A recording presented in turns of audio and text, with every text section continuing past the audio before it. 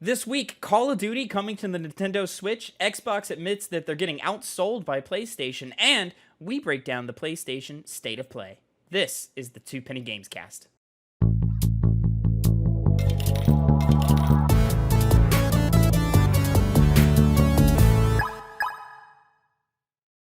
What's poppin', players? Welcome back to the Two Penny Gamescast, episode 136. I am your host, Tavin Bothel, here with my good friend and co-host. Say hello to the people, Connor Elliott. Hello, everyone. How are you doing today? This is Connor with the Two Penny Gamescast coming at you with the news. You son of a bitch. I make one What'd I do? One time. See, I don't know what you're talking about, Tavin. You know damn well what you're talking about. Connor, how are you this week? Tired from being busy, but on the bright side, that's not stopping this week. So, this upcoming week. I have jury duty. Found that out. Oh. So I'll be going down to the old courthouse. Never fun. Never fun. Do what I do and just say you don't like cops, and they'll let you go right away. Have you ever seen Curb Your Enthusiasm? No. Larry David. He's the guy who made Seinfeld. Very funny. Yeah. He hates jury duty. So he goes up and they're going through like, is there any reason you couldn't serve on this jury? And he's like, well, to be honest, I don't think I could be impartial because the defendant is black. And it just stops the entire room and he just like walks out all happily. It's a very funny show. Oh my God, Larry David out here, man, saying it worked. saying something, man. Anyways, oh my nose. I'm kind of there with you. My week was somewhat busy, but not like super busy. It's just that I'm prepping for spring break, so I was doing some extra stuff in preparation for that. Yeah, so the next time that the people see me, I will be home. I will be back at my mama's place. Back in your little room. But that's not why we're here today, Connor. We're here to talk about the news. So, ladies and gentlemen, if you didn't know, this is the Two Penny Gamescast, in which me and Connor, we come to you every Monday, 8 a.m. Central Time, youtube.com/2pennygames, or mainstream podcast services of your choice, and we give you the new news you need to know concerning the video game industry. We each come to you with two topics, two pennies, if you will, and we give you our 2 cents on them. This week, there was a little bit of news. There was some cute little things. It's a lot of like little small pieces, in my opinion. So we're kind of like combining a couple of stories and putting them all together and so forth. But it's still gonna be a good time. So Connor, let's go ahead and drop some sense on them. Let's get right into our first news story of the week. Probably the biggest news story of the week. Microsoft signs 10-year contract to bring Xbox games to Nintendo consoles. This is a article from Kotaku by Levi Winslow, and it is also my first penny of the day. Microsoft's president and vice chairman Brad Smith announced today that the company signed a 10-year contract to bring Xbox games to Nintendo consoles. Smith took to Twitter to announce the binding contract, promising to drop, quote, Xbox games and Activision titles like Call of Duty, end quote, on Nintendo hardware at the same time these games hit Xbox consoles. The news comes as Microsoft's roughly $69 billion acquisition of Activision Blizzard is put under the magnifying glass by almost every regulator imaginable. And then the exact quote from Brad Smith: "We've now signed a binding 10-year contract to Xbox games to Nintendo gamers. This is just part of our commitment to bring Xbox games and Activision titles like Call of Duty to more players on more platforms."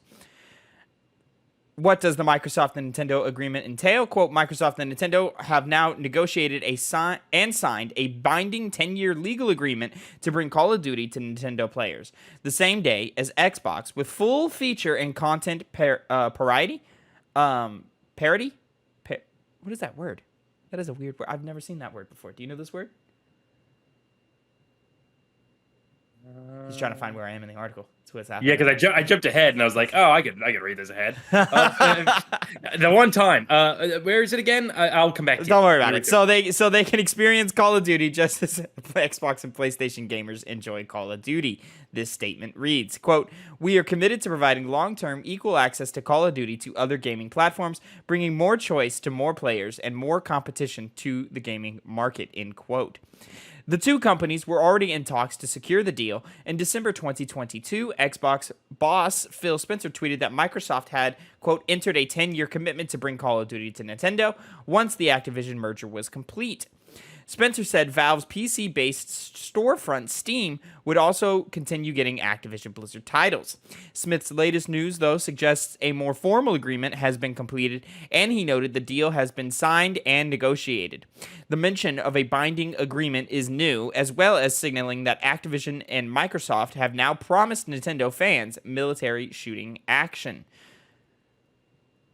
And then continuing the conversation about how this works with PlayStation and with and the history of Call of Duty on Nintendo prior, which Call of Duty has not been on a Nintendo console in 10 years since Call of Duty Ghosts in 2013. Was that what it was? I always just remember World at War. That's where my knowledge of Nintendo Call of Duty titles drops. Well, they were spotty back in the day. Sometimes they would be there, sometimes they wouldn't be there. Ghosts was the last one on Wii U 10 years ago. Mm-hmm. So, Connor, Xbox is bringing all their games, including Call of Duty, to the Nintendo Switch. What are your thoughts here? Well, before I get onto that part of this conversation, I'll start with the more important thing, which is parity.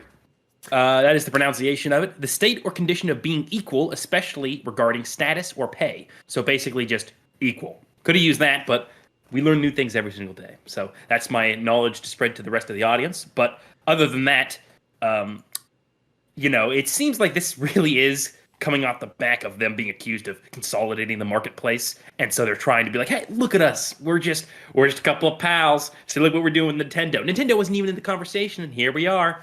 And to be honest, I mean, it doesn't really matter all that much, because to be honest, when someone thinks Call of Duty, sure, the Switch could bring the opportunity to play it wherever you go, but for the most part, people aren't going to say, wow, Call of Duty on my Switch? Finally, what I've been waiting for. People don't really seem to be interested in playing that on that console. What does it mean when it says Activision titles? Because it really just focuses on the Call of Duty. It's talking Diablo 4, it's talking Overwatch 2, it's talking all the bells and whistles of all the Activision Blizzard titles. So, and you see, the problem is I can't even really tell you what Activision titles weren't on the Nintendo Switch, or that none were there in the first place. Okay, yeah, Overwatch was there, but it was shitty. And okay, yeah, I think got shut down. I'd have to look that up. See, that's the thing. No one thinks Activision titles and thinks they're going to play it on their Switch. Nintendo definitely is the one who usually gets that attention whenever they have a game released. Obviously, Switch is their console, but when it comes to other studios, if there is an alternative, people are generally going to take, PC or console, or, other consoles over the Nintendo Switch, unless it's really good to take and play wherever you want. So, I really do think this is really just trying to make them seem nicer in the eyes of the law, so they can acquire Activision Blizzard. Overwatch 2 is on Nintendo Switch. Still is. Okay. Yeah. I mean, you have a point, and the point is really based in the hardware, because the Switch is just not capable of running Call of Duty titles natively on Switch, and a lot of these higher-end Xbox titles, the Switch just can't handle these games, like an Xbox Series X can, like a Series S can, probably even like an Xbox One can, but there are ways around this now. We've seen many titles come to Nintendo Switch via cloud streaming. Kingdom Hearts, Control, and a myriad of others do the exact same thing. That's where I think this is coming when it comes to the Nintendo Switch in its current day. Now, does Nintendo have a Switch console upgrade of some kind coming around the bend? I personally believe so, because it's been 7 years. And 6 years? 7 years? 2017. So it's been 6 years. And the Switch came in underpowered at the start, and it is chugging, man. It is struggling to get what needs to be done for modern video games. I think Tears of the Kingdom being $70 is a flag and a sign saying, hey, there's a new Switch coming, guys. And we just should be prepared for that. So when Xbox says, hey, we're bringing our things to Nintendo, first of all, that doesn't surprise me too much, because you'll remember there was a lot of crossplay and a lot of cooperation in Xbox and Nintendo several years ago now, when Fortnite was trying to burst down that door and Call of Duty was trying to burst down that door. It was one of those first, giant garden walls that fell, was the wall between Xbox and Nintendo Switch, which everybody obviously loved and is now, I would say, the standard. So this isn't surprising that they're continuing to team up in this way and to work together in this way, in tandem in this way. I don't see any negatives from this story. I like what's happening here. It sucks that, like, if you're a Nintendo fan and you want to play Call of Duty on your Switch, you're going to have a really... I would assume it's coming via cloud streaming, so you're going to have a really beefy internet connection. And a lot of people don't have that, and... if you live in an area where you can have that, it's very likely that you don't just have a Nintendo Switch if you're a gamer. But more power to them. This, I think, gets interesting when you actually do start talking about this Activision deal, and with the current war that they have going on with PlayStation, where PlayStation's saying they're consolidating the industry, they're running all the big first-person shooter titles. We, of course, know this is ridiculous, because we pay attention, and, PlayStation, you have Bungie, you have Destiny, you can make first-person shooters of your own that are competitive. You just haven't yet, because you're too focused on your usual PlayStation branded games, which you and I love, but, you can't cry about something that you're not putting time and effort into yourself. And this, I think, is just another sign of Xbox saying, hey, we're willing to play nice. We are willing to play nice. We want everyone to play games wherever they want. This, I believe, will lead to Xbox Game Pass being on Nintendo Switch. Makes sense to me. And so PlayStation is really going to have to start looking at themselves in the mirror and start thinking, is it worth having a game with an Xbox Studios logo on the front come to our platform? Is it worth letting this crossover happen in terms of money? Because Microsoft is clearly not afraid to pull Call of Duty away from PlayStation. And it seems to be happening sooner and sooner than any of us were expecting. I saw headlines this week that it may be as soon as next year. So, PlayStation, your time is limited. It's just a matter of, like, how long are you willing to drag out these lawsuits and, make these things last as long as possible, and then how long are you willing to hold out once Microsoft, I assume, actually fully acquires Activision Blizzard? Whenever I think of Microsoft, they're always a lot more lenient with allowing their titles to be used on other consoles, whether it's PC or Switch. And PlayStation is usually the one that seems a lot more, apprehensive about adding their titles to other platforms. So, on the back of this deal, which is always, in the background when these kind of articles come out, it really just drives home that PlayStation doesn't really have much of a leg to stand on, especially with one of the other topics that we're going to be covering today. When you look deeper and deeper into it, PlayStation just doesn't really. It really does come out more and more that they're just complaining, and they want as much control over a certain kind of game as they want, and they're doing all they can to whine to the government to get them to stop this deal from happening. They're a company. They're a competitive company at that, and they have a bit of a case. The problem is that once you actually examine the pieces, you go, all right, well, your case isn't that strong. But of course they're going to do this, and they kind of have to do this because they're a business and because they're competitive. And I've mentioned before that this deal is going to be precedent setting, and so PlayStation doesn't want Xbox to have another mass purchase of a publisher, of a group of dev studios like this again. So they're trying to block it as much as possible. What I think is hypocritical of them, but of course they have to be hypocritical in this case, I would say, is that they're going to turn around and buy Square Enix. They're going to turn around and buy Ubisoft. All of these ones that we see on the horizon of slim pickings for them. The time is coming. So it's just, I think, first of all, I think this is a win for Xbox and Nintendo players, so congrats to them. I love seeing as much kumbaya in this industry as possible, and, because I remember the days of never being able to play with friends, and if you bought a certain copy on a certain console and your mom bought you the other one, then like you're screwed. And that was just it. So like for all these kids out here who want to play Call of Duty together, good for them. They get to play Call of Duty together. Moving on to our second topic of the day, in your first penny, Connor, sort of off the back of that last one, Xbox admits Japan is a blowout with a 96% lead for PlayStation consoles. This is from Jordan Gerblick over at Games Radar. In defense of its pending acquisition of Activision Blizzard, Microsoft has cited Sony's, quote, remarkable steady console market share, with Japan showing an especially brutal gap between PlayStation and Xbox. Speaking at a press conference with Games Radar Plus attended, Microsoft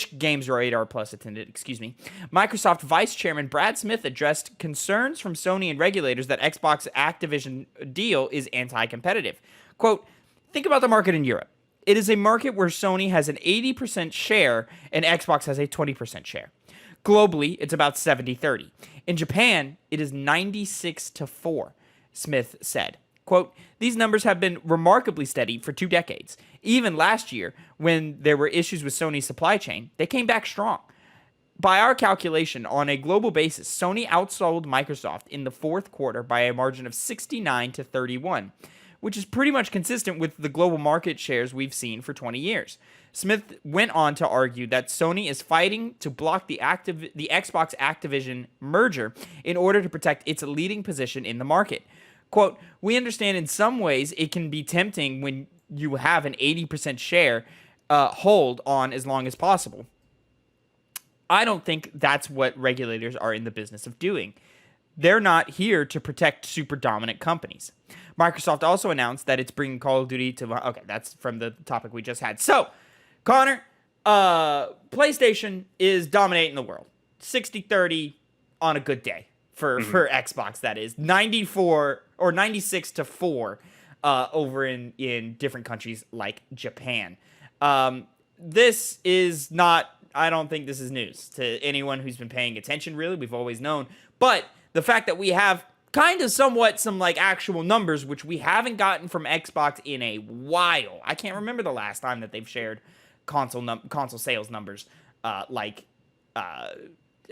in terms of like what PlayStation's doing. In fact, I don't believe they've shared numbers like this since the launch of Xbox One, somewhere around Halo 5 Guardians time, I think is the last time they shared information like this, because they've just been getting fucking dominated by PlayStation for the last 10 plus years, 20 plus years. So PlayStation has always been the dominant force in the industry. And now, as they're trying to sort of block this acquisition from happening, Microsoft is coming out and saying, yo, we have forever been second place to PlayStation. We are not being anti-competitive here. We're just trying our best to do what we can. I think this might be the best argument they have for allowing them to acquire Activision Blizzard. It makes sense that they have kept these numbers hidden because they don't want to show how, the big disparity between the two big gaming companies.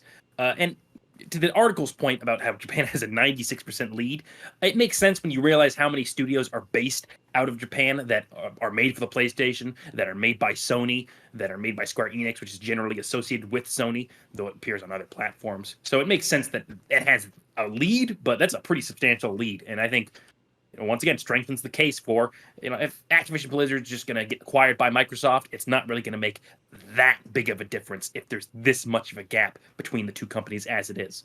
And, we haven't really talked about it in a while since there hasn't been really new updates. But once again, they are trying to acquire Blizzard, which on its own has had a variety of different problems. So with that, seeing the large lead in, Sony's lead on Sony's lead on Microsoft, I think we're going to see more and more of this stuff come out that's only going to further strengthen Microsoft's arguments to acquire Activision Blizzard.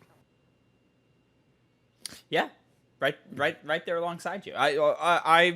This is a really strong argument in Microsoft's favor on this particular case.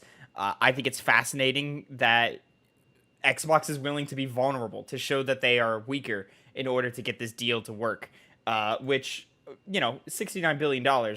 Yeah, you want to get this deal to work, so that Call of Duty can start, generating a money wheel for you. But some of it is like the the jump is actually kind of surprising to me. You know, he talks about the market in Europe. Sony has 80% of the share versus Xbox 80 to 20. Globally, it's 70 to 30. That's honestly bigger than I would have expected in specific markets like Europe, like America, in which you would think, you know, platforms like Xbox would be a little more powerful. I think this really just goes to show that when you spend a generation not giving us premier titles during the Xbox One generation, even though Sony did have the lead, has always had the lead, but if they had strategized more on being a premier place for the biggest and best video games, like it looks like they're trying to now, then this wouldn't be a problem. Or at least it wouldn't be as drastic as a problem. You'd probably see a little more, you know, 60-40, 55-45, you know, in specific markets or so forth. But they took their foot off the gas and during the Xbox One generation and instead, you know, tried to sell services and platforms and stuff. And it's crazy that all of these years later, we still see the ripple effect from those decisions. And we still see Xbox just constantly being in second place, you know, all this time by a huge margin. It's not a small amount that they are, you know, losing this, so on and so forth. You know what I'm saying? So yeah. I guess. No, go ahead. I'm always reminded of the Xbox One and the PS4 when they were coming out. Xbox One had that disastrous PR issue where they were, you know, what was it exactly? It's so long ago. They prevent you wouldn't be able to play games if you had to be online at all times, which looking back now isn't that big of a requirement, even though people are complaining about games like Suicide Squad always needing an online connection or whatever. And you couldn't share games because their DRM was highly restrictive, and that's what it was. You needed an internet connection to play games. That's what it was. Through their DRM. So if you were never connected, you couldn't, like, they couldn't verify your purchase or whatever. They were trying to cut out used sales games, because, you know, if a game is being sold at used, it's just the it would just be like the GameStops, the mom and pop shops that would get all revenue from that. They wouldn't have to split revenue from that, which is interesting. And yeah, it would just all be stuff like that. So, you know, they were being competitive and greedy, but in different ways and in ways that didn't benefit them in the long term. And yeah, they were just, Sony took advantage of that and honestly ran away with the narrative of it. Some of the things that, like, people were saying just weren't 100% true. Like, it really wasn't going to be that dire or drastic or anything, but the way that the narrative was, it was the nail in the coffin for that entire generation. Yeah, and with things like that, it makes sense that Sony that large lead over Microsoft, and you know, as you said, without those titles that PlayStation was putting out or equivalency to that, it only makes sense that they kind of dug this hole as much as they did, considering past actions. So, you know, I really just don't think that PlayStation has that, or Sony, I should say, has that argument against Xbox with all things considered. Yeah, but moving on, Connor, we may have a new player in the field. A new challenger has come. Production firm Blumhouse unveils new gaming division. This is from GamesIndustry.biz by Jeffrey Rousseau. This is your second penny of the day. TV and film production firm Blumhouse has launched Blumhouse Games. The new gaming subsidiary will create and publish horror-themed titles across mobile, console, and PC. Blumhouse Games aims to work with indie developers with title budgets below $10 million. Zach Wood has been appointed president of the subsidiary, and Don Setchler has stepped into the role of chief financial officer. Wood brings a career in the games industry that spans over 25 years. His credits include The Unfinished Swan, Bound, and Prey Moon Crash. Meanwhile, Setchler's work experience includes a 9-year stint at Sony, where he served as vice president of global head of business operations and planning and strategy. Quote, when we sat with Zach and Don, they articulated an approach that resonated with the Blumhouse's model. And we knew it was a perfect place for us to start our push into the interactive space, said Blumhouse president Abhijay Prakash.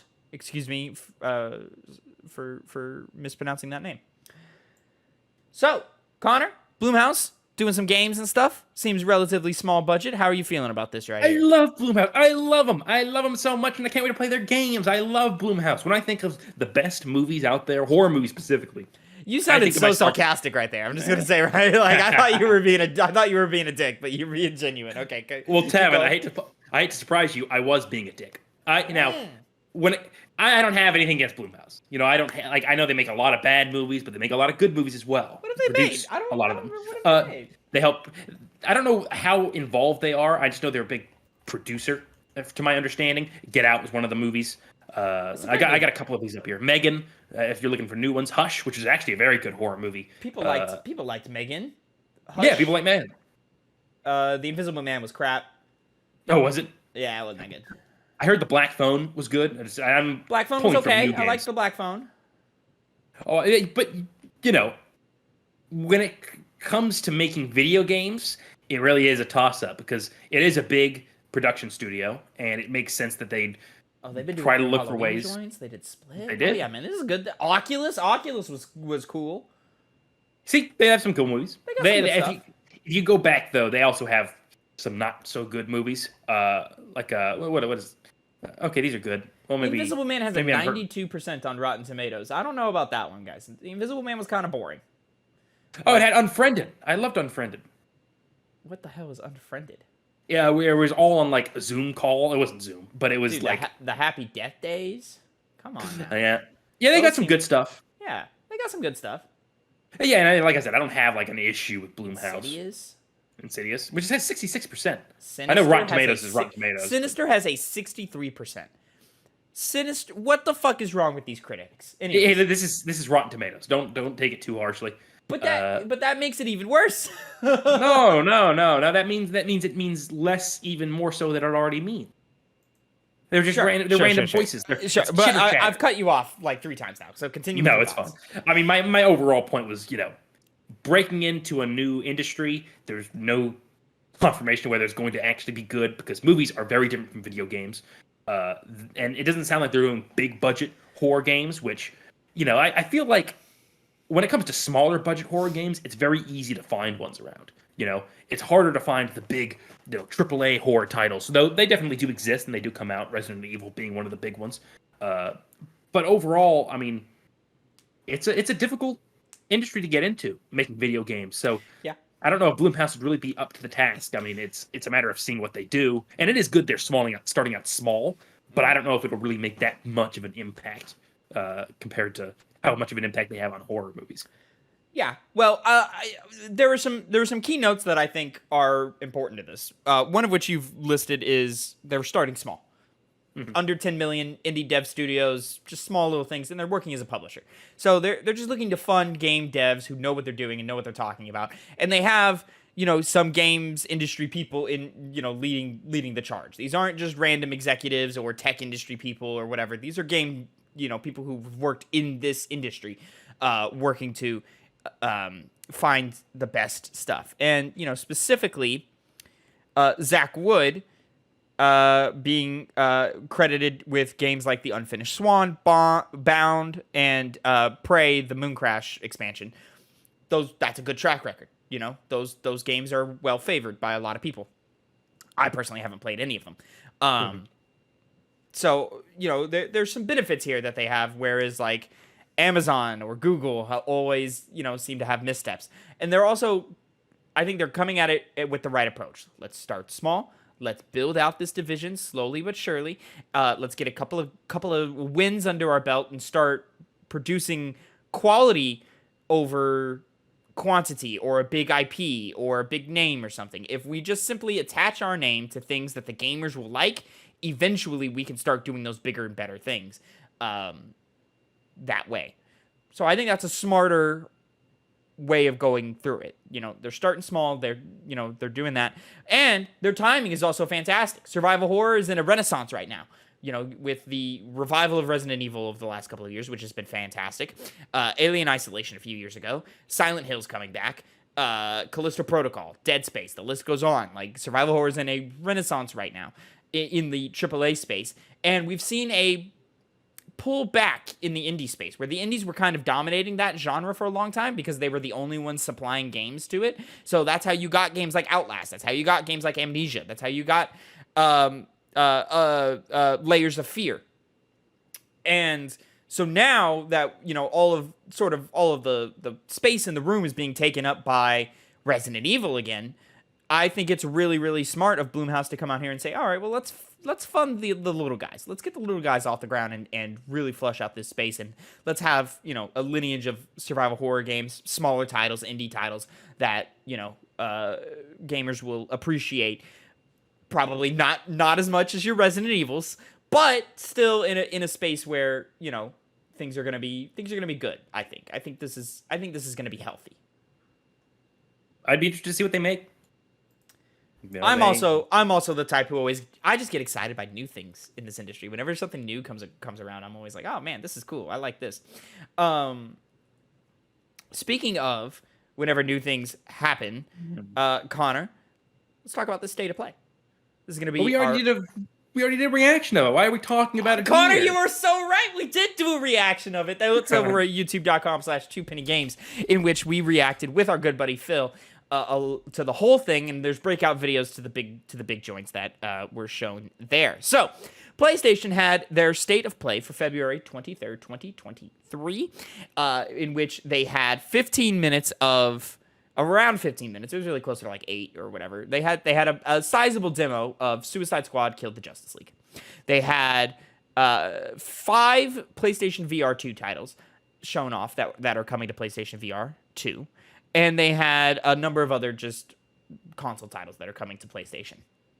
So on and so forth. Connor, we reacted on the show. We gave it a little bit of a review. It's been a few days now. Let's look back and reflect. How did you feel about the PlayStation State of Play? Well, my thoughts haven't really changed much from when I first watched it. I enjoyed it. There wasn't like the big blowout moment that made me go, whoa, crazy stuff here. But there wasn't anything. It wasn't like I was sitting there bored or like, oh, here's another game that I don't care about. And here's another one. And here's another one. And another one, which unfortunately these state of plays can sometimes fall into the habit of doing so. But this was not one of them. It helps that they spent a lot of time on Suicide Squad, a game that we hadn't really seen up until this point. So we were kind of, eager for details to see how that looked and played in depth. So they had some Destiny stuff, which I know, Destiny fans, they're out there. There's a lot of them. Oh, there's a lot of them. Yeah. VR stuff, trying to push their VR 2 makes sense, though I don't think it's really going to have that much of an impact because not many people want to go and, pay the ridiculous amount of money it takes to even get that thing working. Some of the indie games they showed, nice and interesting. Overall, it was fun showing. More Resident Evil stuff, which I think we've already seen enough of that, but I liked what they showed us here. I never not like it.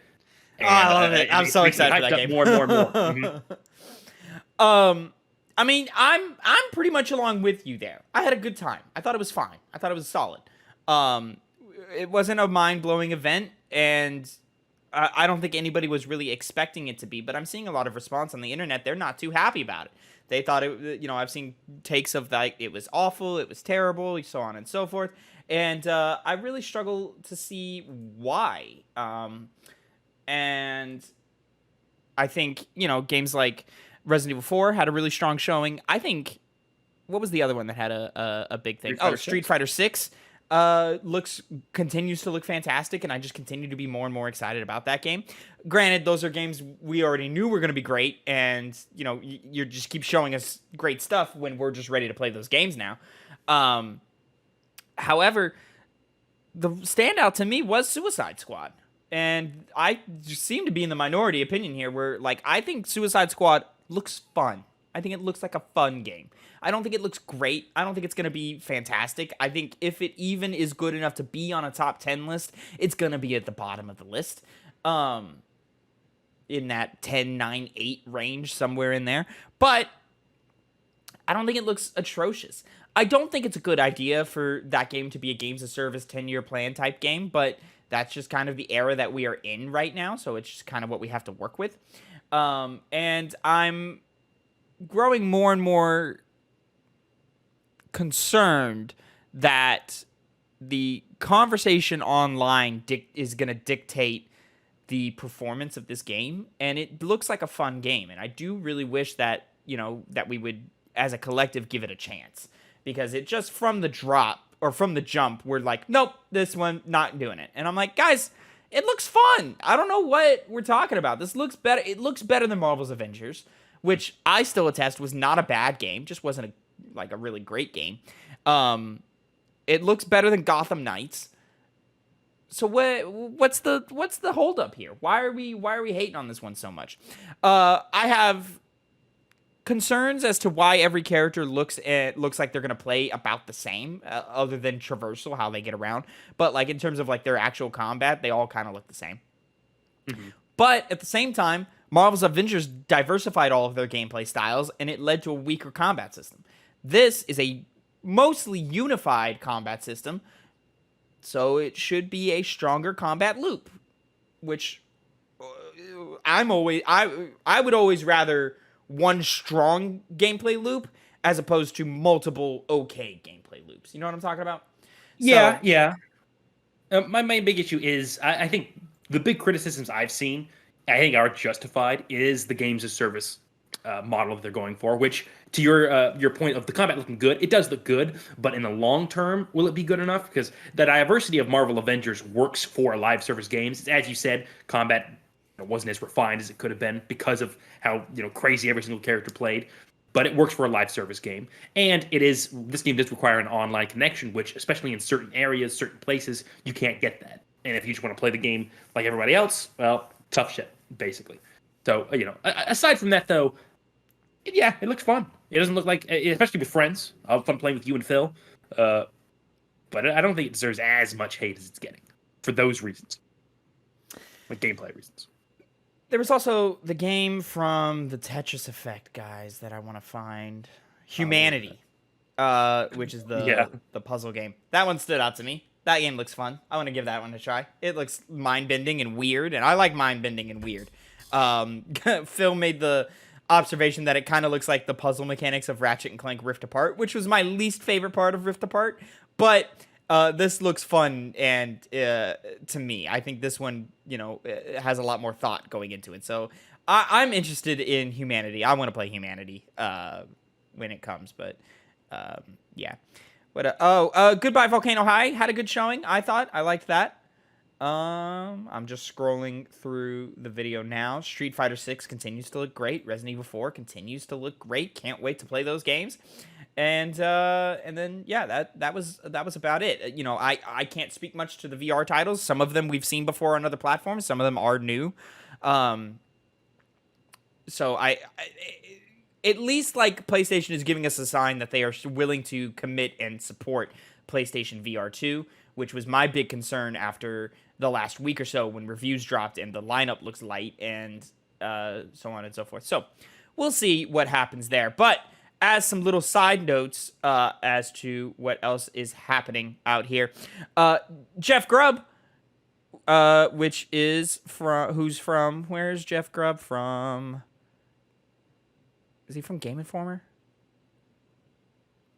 I forget. Maybe. I forget where Jeff Grubb's from. But he's been on quote saying that Sony is reportedly saving bigger announcements for a pre-E3 2023 PlayStation showcase, where all the good stuff is happening. Connor, I assume this is where we get announcements such as Ghost of Tsushima 2. This is where we get whatever Blue Point's working on. We maybe get a showing from Housemarque, maybe? Hopefully, maybe not, because they've been working on Returnal all this time in terms of like the free DLC that they put out that added co-op and the challenge tower, and then it also recently got put on PC. So maybe not Housemarque. We will probably see things like the Last of Us multiplayer game that Naughty Dog has been teasing for fucking ever now, and probably, some other third-party stuff, maybe, this Metal Gear Solid thing that keeps floating around the internet would be revealed there, a bunch of other things. That's exciting. That's kind of what I would expect from a PlayStation showcase as opposed to a PlayStation State of Play. Like, State of Play is supposed to show me, oh yeah, here's some cool games that maybe keep an eye on, or here's some updates for some games coming and so forth. Showcases are supposed to be, tune in. We're about to hit you with the goods. Bam, bam, bam, bam. After this, I went back and I watched the PS5 reveal thing and the last PlayStation showcase, And yeah, those are bangers. Those are bangers of events that are really, really exciting to watch. And so I'm very, very excited to see what we have in store for this new one, especially because we're entering what Jeff Grubb calls a phase 2 of the PlayStation 5, where I believe we're gonna get the real meat and potatoes of this generation that we're gonna enjoy. No more trying to make this for PS4 and PS5. It's going to be able to solely for PS5, which we've seen games like Returnal be only for PS5. That was a PS5 that was PS5 only, right? exclusive. Ratchet was PS5 exclusive. Mm-hmm. And those took the most advantage of the PS5 system. So now we're going to be seeing, well, you're second guessing the Ratchet and Clank thing. I was trying to think of what. No, Ratchet is PS5 exclusive. I was trying to think of what else was PS5 exclusive, and I can't think of anything because Miles Morales launched, but also played on PS4, which is where I played it, and then Sackboy: A Big Adventure surely was on PS4, right? Surely that game was on PS4.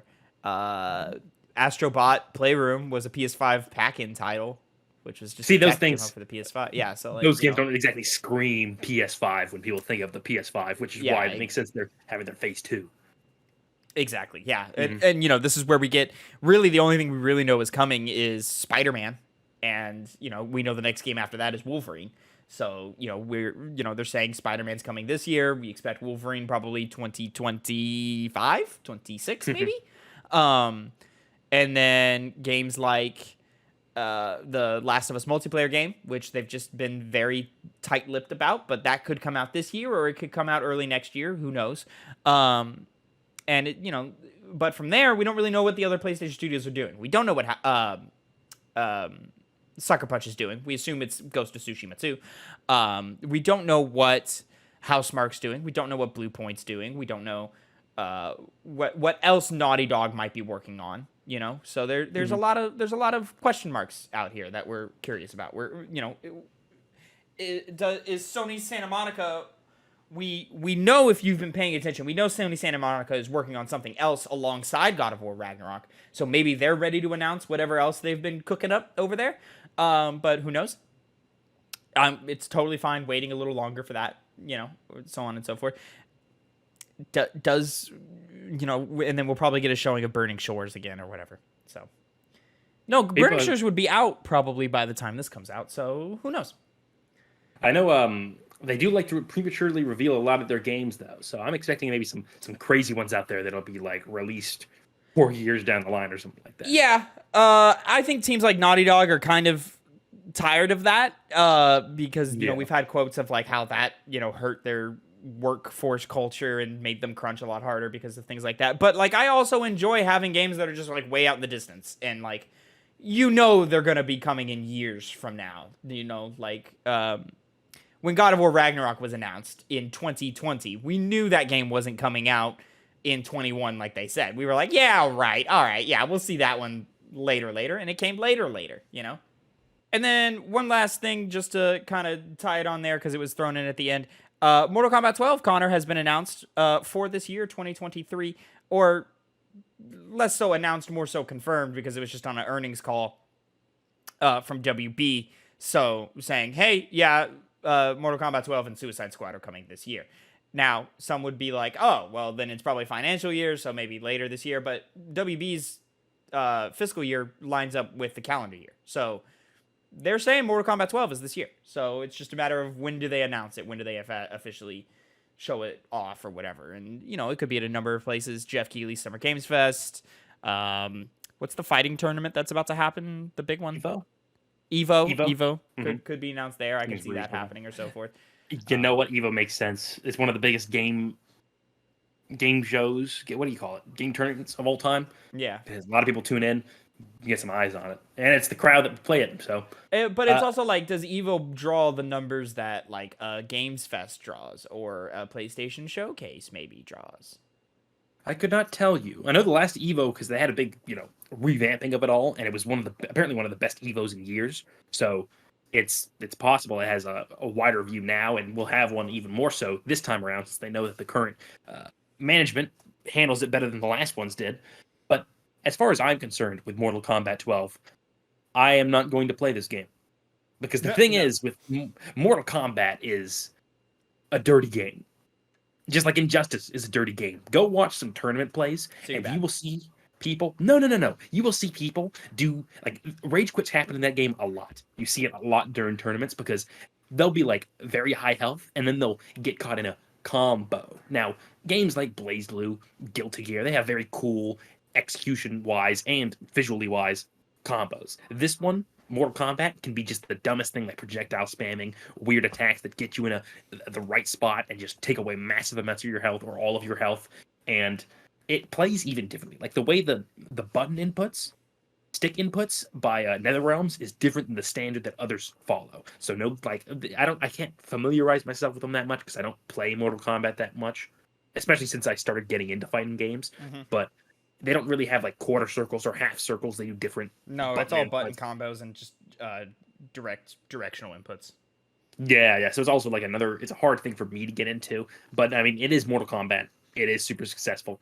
So whether I play it or not probably doesn't really matter all that much. True. Yeah, because Mortal Kombat, numbers wise dwarfs everything else. So yeah, like it's just the big one. So. But exciting for fans and so forth. Well, Connor, that is it for the news this week. Remember, ladies and gentlemen, you can always catch us live over at twitch.tv/2pennygames and catch everything we do live uploaded over at youtube.com/2pennygames and mainstream podcast services of your choice. Remember to go catch the reaction to the the PlayStation State of Play reaction. I was thinking about the Nintendo one from last week.